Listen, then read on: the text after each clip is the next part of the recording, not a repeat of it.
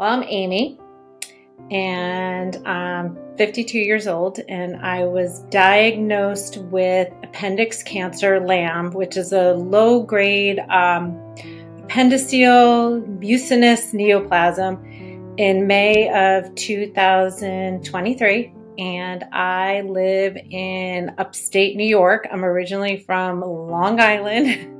I'm a mom. I have two daughters. I always start with that. One is 19 and one is 21. So I have two in college right now. So we are empty nesters, but they're home right now. And I'm an elementary art teacher. So I teach pre-K through fourth grade elementary art, which I love, love, love. I have a dog and a cat, and I am pretty much infatuated with them. I've always sort of had stomach issues, more, if something stressed me out, it always went to my stomach.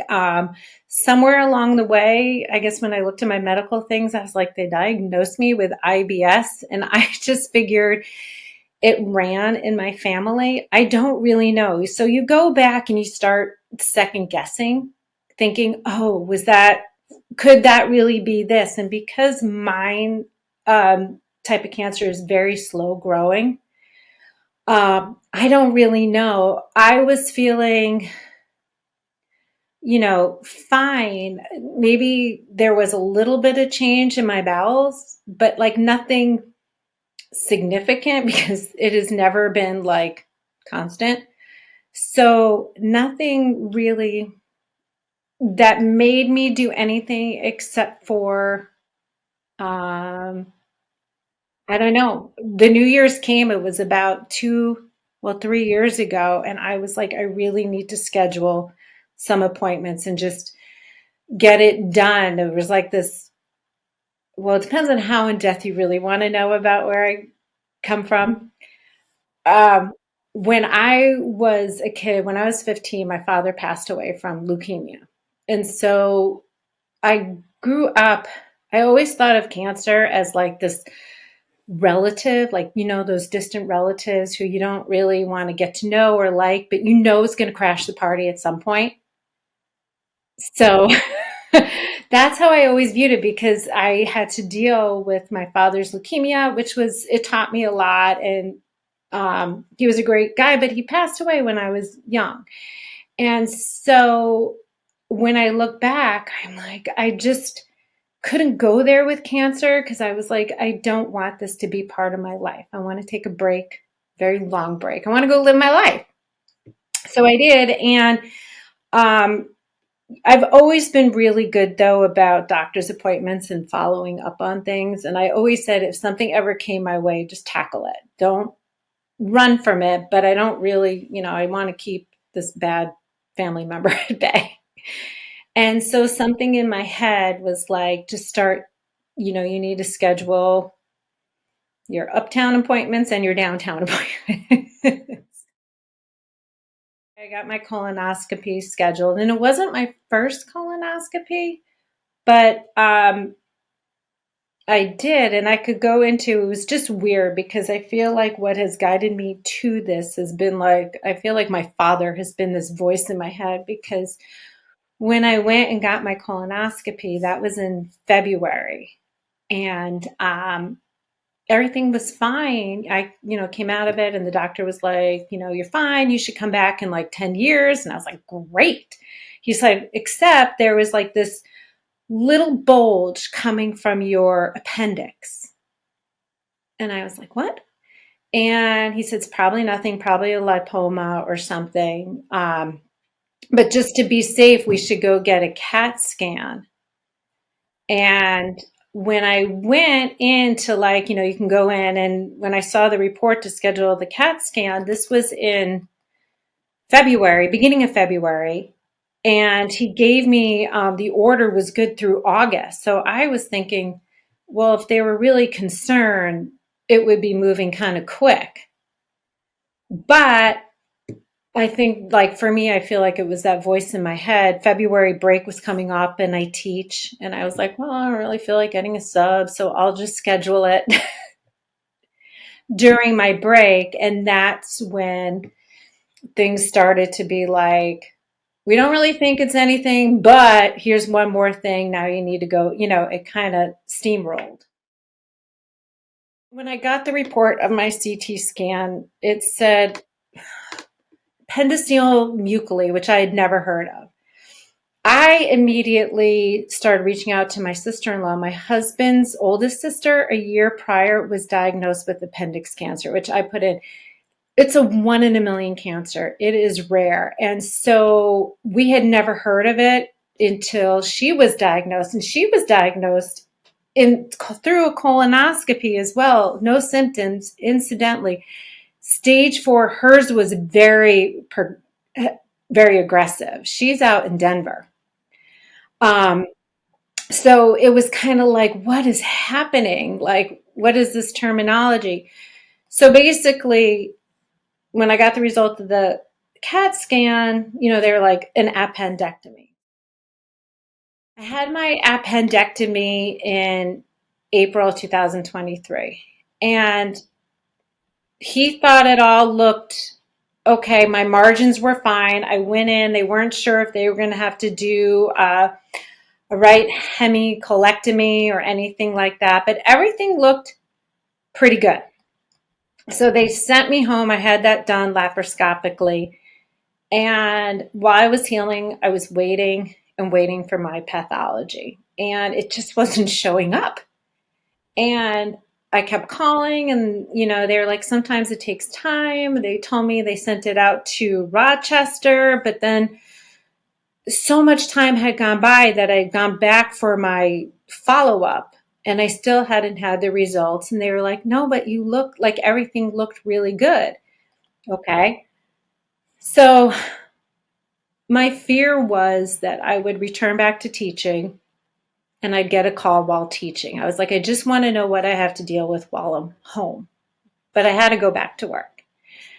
So one day I called and I just was like, where is this pathology? And they were like, well, it turns out we sent it to Johns Hopkins. And I was like, oh. And I knew what that meant. And the lady was trying to tell me it's normal. I was like, it's not normal. That's okay. Like, it's where it needs to be. Like, I was grateful that it was at Johns Hopkins, but I was like, I know this means something. Like, there's something you're not getting. So, of course, I get a phone call from the surgeon while I was at school. And he said, you're not going to believe it, but your pathology came back appendix cancer. It's not, they don't treat it here. So he gave me two options. I could either go to Buffalo or Memorial Sloan Kettering down in New York City. I didn't know what I would need. So it was just initially setting up with Sloan Kettering and trying to get that going. It was a little bit like, holy moly, like, oh my God, twice in one family. Like, nobody's going to, what are the odds? And so we did, I remember doing FaceTime with my husband's family because we're all really close. The heartbreak of telling my mother, that's just hard. My mom and my sister, and at that time, my mother we were moving her she was in Florida and she was in New Jersey, staying with a relative, getting ready to move up to Maine and wanting to help, but realizing that like, I'm kind of out of the picture, like physically, I got to deal with this. So just that I felt my father. I just felt, um, I just felt him. I'm going to try not to cry, but in a really, really good way. Like not anything bad. I was just like, he's here with me, so I'm going to be guided. You have to research whatever happens to you in any realm. You listen, you take in, and then you do your research. So for me, one of the most beneficial things for me is I joined the appendix cancer group on Facebook, which is like gold, because what they tell you clinically, or what well, first of all, it's so rare that when you go to look this up, you just get medical reports. It's really, really hard to get information. And then obviously the information you get, you're like, oh God, no, I don't like that. So this group is extraordinary, amazing.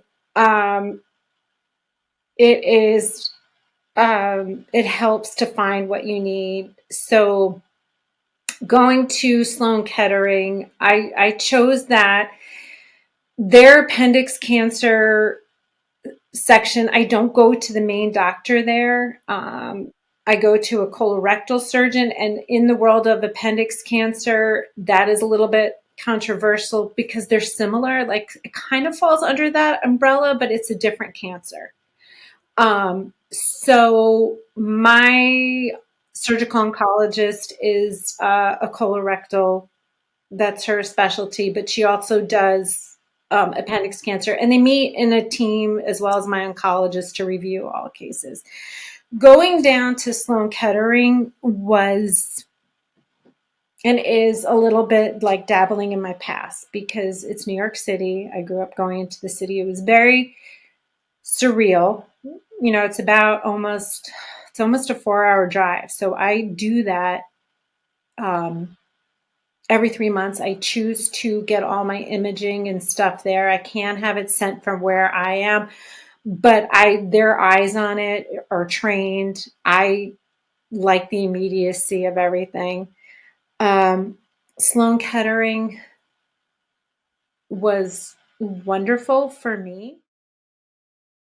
When you tell people you're stage 4, they think that's it. You're at the last. It sounds terrible. But the nature of appendix cancer, like I wrote down, most people are diagnosed stage 4 because you don't know you have it until either your appendix bursts or something happens, or incidentally. I can't tell you, one of the reasons why it's really important to be on here is because the amount of women who have been misdiagnosed as ovarian cancer only to find out that the source was appendix blows my mind. How many people have been misdiagnosed? And then by the time, you find out, and your abdominal cavity is just peppered with these cancer cells, it is not an easy road. I have been really fortunate because even compared to my sister-in-law, her pathology is different than mine. Appendix cancer obviously is like an umbrella for different ones. You can have high grade, aggressive. I have the slow growing one, which is good. I wouldn't respond to chemo because it's so slow going. So for me, it was, let's have this surgery. Memorial Sloan Kettering, the common thing that most people with appendix cancer is they go in, depending on what they're seeing, they may have people on chemotherapy first, let that knock down the presence of cancer, and then they can go in and operate and do the cyber-reproductive, I don't even know if I'm saying that right, the CRS surgery, and HIPEC, the chemo wash. Had my sister-in-law not been through that already, it would have just terrified me. She went through a 10-hour operation and the chemo wash and all of that. Mine was a 5-hour operation, no chemo. Sloan Kettering stopped doing that. It is one of the only places. It's very controversial in the world of appendix cancer because the typical protocol is CRS HIPEC. Just those microscopic cells, they hide and you want to get to them. And the fact that Sloan Kettering's not, that terrified me. One thing I didn't realize after my appendectomy was my surgeon found fluid on my pelvic floor. And he took that out. And that's what tests those cells. That pathology is what had cancer cells in them. That's what put me at stage 4, is that they found cancer cells outside of the source. So everything else though looked pretty good. So my surgeon was sort of like, do we want to hit you with intense chemo wash on organs that may be good because you could do damage? And I was sort of like, I don't want to make things worse. So we did the in June. I had my surgery June 28th of 2023 at Sloan Kettering. And they went in and they opened me up. And actually, my husband said the surgeon came out and said it was a boring surgery. That they ended up, everything looked good. They didn't, most people lose most of their organs in there. Um, I don't know if you want to put this in. I've been trying to get a hysterectomy forever. Nobody will take it. Like, I am like, take it, take it, take it. They will not take it. I couldn't get my, when I had my appendectomy, my surgeon said, I'll look around. If anything doesn't seem right, we'll bring in gynecology, we'll remove it. But they wouldn't take it. Same thing with the CRS. They wouldn't take anything. Um, so I kept everything except for my omentum, which I didn't know what that was. And I'm still not 100% sure. But I think it's what holds your organs in. Sorry, I got to keep changing positions. But so for appendix cancer, they give you a score of like your cancer level, like the presence of what they see. And I think it's called the PCI, the peritoneal carcinomatosis index. If I'm getting it right. And it goes up to 39. I think when I went in, mine was a 3, kind of showing the spread of cancer. I know like my sister-in-law was 37. So like I was, they took what they did, they buttoned me up. They did the pathology and my omentum that came back benign. But it was still weird to the point where they scheduled me after my surgery down the road for my oncologist wanted to do a PET scan because I think they were like, we really need to make sure where was the source of these other cells? Was it really the appendix? Like I was odd for an odd rare cancer. And that's where I've landed. I go for scans every 3 months. They just upped it to 4. And with when my father was sick and he had leukemia, the goal was remission, remission, remission, remission. And I was trying to tell my husband, I'm like, I don't think they say that in this world of appendix cancer. I go, what I've learned is no evidence of disease. And that is the world that I live in. I try and tell my mom, which drives her crazy, is there's a difference between not fearing death, but that doesn't mean you want it. So I live in this world of I'm not scared, but it doesn't mean that I want it, but like I'm sort of at peace. It's been another reason why I said I love talking about cancer because to me it's liberating. And I say that with a lot of weight, knowing that this is a nightmare for many. But it's freeing to face your biggest fears. So you can choose which way you want to go. Not saying I want any of this because, you know, I have 2 daughters and they have a mom, their mom, and they want me around and they want me around for all these things. And I get that.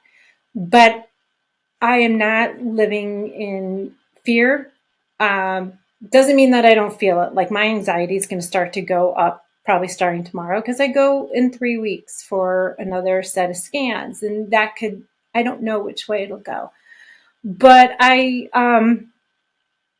allows you to see the simplicity and the beauty of smaller things, which to me, I think is a gift.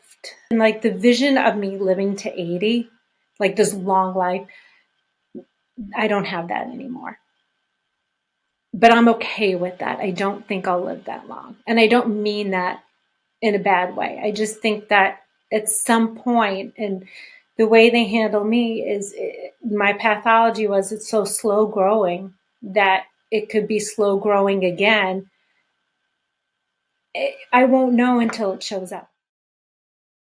Following your gut, the things you don't want to face, you should face, because with any cancer diagnosis, time is your friend.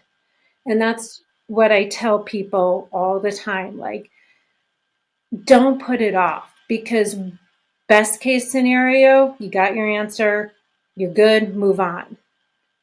Worst case scenario, you got your answer, but you gave yourself more time. Don't delay because of fear. And now with cancer, there, as you said, you feel like it's everywhere and everyone. And so there's amazing survival stories. So I just think that people need to not fear, like I did. I always dealt with it, but I didn't want to talk about it, as far as like, I always get my yearlies and all that stuff. But, really listen to your body. Don't let doctors, and I don't mean this in a bad way, because doctors, there's amazing ones out there, but they're going to also treat you medically. And there's a whole other emotional, mental side. When I had my hernia repair surgery, they sent me away and they said, well, just don't lift more than 10 pounds for this amount of time and listen to your body. Well, that was too vague for me. Um, you know, we, I do firewood up here. I do a lot of physical things outdoors. We have land, I garden. And so what is not physical for one is very physical for other. And after this surgery, I was still left with just listen to your body. And I was like, I cannot be in this situation again. And I wanted PT. And they were like, well, we don't really offer PT for this. And I said, well, I really think I need to properly learn how to rebuild my core, because I had to go to my surgical oncologist, and they sent me a referral, and they were like, that's not really the protocol that we do. But I was like, but that's the protocol that I need. And so right now I go to PT, and I'm so grateful for it, because I don't, the more surgeries you have, the more scar tissue. And then if, God forbid, if I were to get a reoccurrence, I would need another surgery. And if too many, they're just going to say, we can't get through all that scar tissue. So you really got to listen to your body and keep going.